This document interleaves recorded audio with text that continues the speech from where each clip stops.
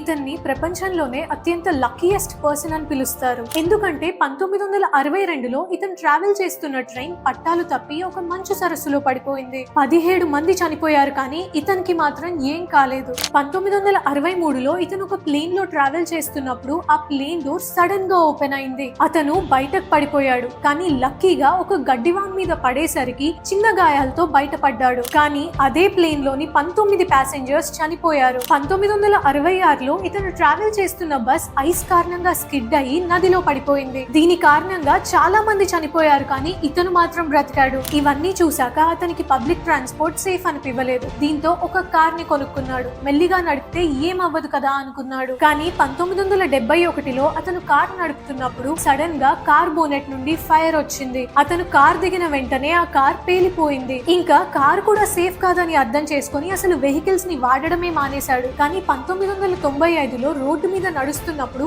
ఇతన్ని ఒక బస్ గుద్దేసింది. అయినా కూడా ఇతను చిన్న గాయాలతో బయటపడ్డాడు. తర్వాత మళ్ళీ 2003లో ఇతను $1 మిలియన్ లాటరీ గెలుచుకున్నాడు. సో ఇప్పుడు చెప్పండి, ఇతను నిజంగానే లక్కీయా?